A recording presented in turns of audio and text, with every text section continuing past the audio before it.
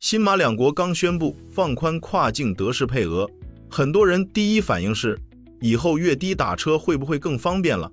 可真正影响钱包的不是配额，而是另一条更硬的规则。新加坡陆路交通管理局已经说明，从2027年开始，马来西亚注册的跨境德式准证费会从现在每个月2新元改成每一趟15新元。这个变化不是小修小补，而是整个成本结构被重写。一个司机如果高频往返，一个月的准证成本很容易从几块钱跳到几百，甚至更高。一边是配额放宽，一边是单趟收费大幅上调，这不是简单的利好，也不是简单的收紧，而是一套重新分配跨境运力的政策组合。问题来了，这笔钱最后会停在司机身上，还是会转到乘客账单上？更关键的是，为什么偏偏是2027年？要看懂这次收费调整，先要看跨境交通现在到底卡在哪里。新马之间不是没有需求，而是需求长期大于合规运力。每天大量通勤者往返柔佛和新加坡，大家最熟悉的场景就是关卡排队，班次衔接不稳，临时叫车，价格飘动很大。运力不够的时候，灰色地带就会出现，非法载客、私下议价、绕开平台和监管，这些都不算新鲜事。对两国政府来说，这种状态不可能一直持续，尤其是在柔新经济特区推进的背景下。经济一体化说到底，不只是招商和园区规划，更现实的一层是人能不能稳定、可预期的跨境流动。4月30日那次联合宣布很关键，除了放宽跨境德式数量限制， Grab 也拿到了首张为期3年的跨境招车执照。这件事的意义不只是多了一个平台，而是跨境点对点交通开始从半灰色、半碎片化转向平台化、牌照化、规则化。平台一进来，政府就必须把收费、准入、执法、责任边界重新写清楚。换句话说，准证费上涨不是孤立动作，它和跨境服务合法化、平台化其实是同一轮调整的两面。前面放的是入口，后面收的是秩序。接下来要拆的是最容易被情绪化解读的部分。为什么是按趟15新元，而不是继续维持包月？表面看，这是涨价；政策层面看，这是把原来几乎失真的收费逻辑改成和使用频率挂钩。过去每月2新元的标准，放在今天几乎没有调节能力。你一个月跑几趟，和一天跑好几趟，缴的准证费差不多。结果就是高频使用道路和关卡资源的人，并没有承担相应成本。按趟收费的核心不是惩罚谁，而是把成本和占用挂钩。你进来一次就记一次，你跑得越密，支付越多，这就是典型的使用者付费，也是公共政策里常说的成本内部化。为什么新加坡会在这个节点这么做？因为配额已经在放宽，如果未来跨境德式从100辆扩大到300辆，甚至进一步增加，继续用象征性的低包月收费，市场信号会非常扭曲。低频、兼职、边缘合规的车辆也会被吸引进来，结果不是运力更优，而是道路更乱，执法更难，服务质量更不稳定。按趟收费其实像一道筛网，它不会直接写明谁能进谁不能进，但它会自动淘汰那些效率低、载客率低、只想偶尔跑单套利的运力，留下来的大概率是更职业化、更高频、更容易被平台和监管体系整合的车队。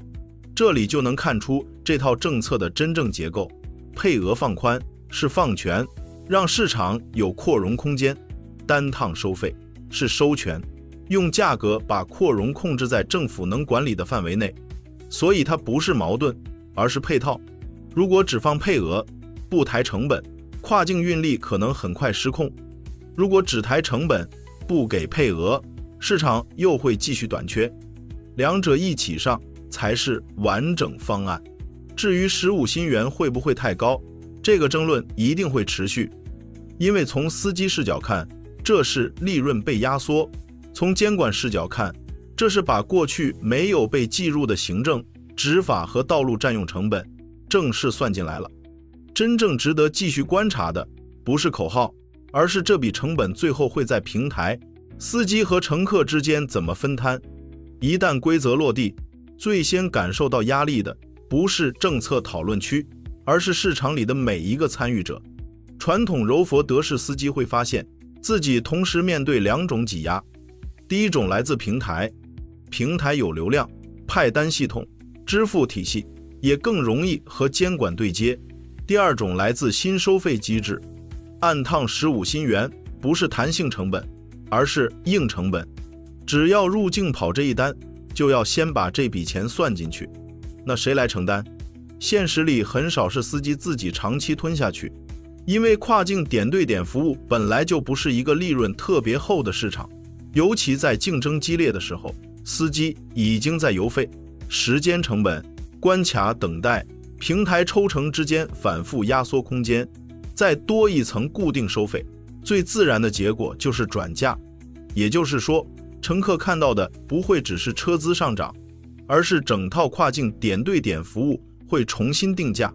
以前有人把它当成一种相对方便的替代方案，未来它更像一种为节省时间付费的服务。你可以把它理解成，跨境打车会越来越接近机场接送、商务专车这类高溢价场景，对时间特别敏感的人还是会买单，比如商务客、家庭出行、带行李的人，或者不愿意多次换乘的人。但对大多数每天精算通勤成本的月低族来说，这种服务的可负担性会明显下降，市场也会因此分层，平台和职业车队更有能力把高频调度、拼回程、提高满载率这些事情做得更细，活下来。单打独斗、溢价空间有限的个体司机会更吃力。所以这不只是一次收费调整，它还是一次行业洗牌。表面上涨的是准证费，实际上被重写的是跨境出行的价格结构和竞争结构。现在把视角再拉高一点，就能看见这次调整真正对准的不只是德式行业，而是整个新马跨境通勤结构。最值得注意的不是15新元本身，而是执行时间定在2027年。这个时间点很敏感，因为它和新柔地铁 RTS 的投运节奏基本重叠。RTS 的设计运力很明确，单向每小时可再送约1万人，目标就是把原本大量挤在长堤公路系统上的通勤需求转移到轨道上。换句话说，政府并不是单纯要让跨境德式更贵，而是要让不同交通方式回到各自的位置。大众、高频、规律性的通勤尽量走轨道，道路资源则留给更有必要的补充型出行，比如接驳、特殊时段、携带行李、家庭同行，或者对门到门效率要求更高的用户。这样看，准证费上涨就不是孤立事件，而是 RTS 通车前的价格信号预埋。它在告诉市场，未来最便宜、最稳定的大众跨境方案不会是公路点对点，而是轨道。新马一体化经常会被拿去和欧洲做对比，但两边条件差很多。欧盟内部很多跨境铁路整合是在相对接近的制度和市场环境上运作，新马则是两个主权国家，汇率差、收入差、行政体系、道路政策、边境管理要求都不一样。只要这些差异存在，跨境流动就不可能完全无摩擦。我们过去看到的是 VEP、关卡拥堵、通关效率、营运、准证这些具体争议，现在看到的是另一种更成熟的处理方式，不靠一次性行政命令去硬切，而是用价格、配额、牌照和基础设施，把人流慢慢引导到政府希望的通道上。所以这次收费调整其实反映出一种很典型的新马合作方式，合作是真的，互相试探也是真的，双方都希望柔新经济特区跑起来，但前提不是无条件开放，而是在开放中把风险、责任和成本重新分配清楚。RTS 就是这个框架里的最后一块关键拼图，它不是把所有摩擦都消掉，而是把最难承受的大众通勤压力先接过去。等轨道承担主干流量后，公路上的跨境德式和网约车才有可能被重新定义成补充型、高溢价、可监管的服务。所以，从现在到2027年，真正要发生变化的，不只是一个准证费数字，而是新马之间整套跨境出行逻辑。对司机来说，这是更严的筛选；对乘客来说，这是更清晰的分层。便宜、稳定的大众通勤会越来越往轨道集中，门到门、少换乘、节省时间的服务会越来越贵。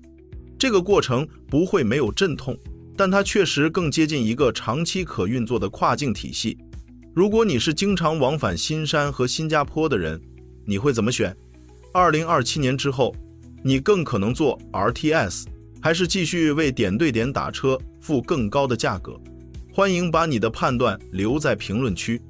如果你想继续看懂新加坡周边这些看似是交通，其实牵动政策与地缘经济的变化，可以订阅频道。接下来，我们继续拆解亚太。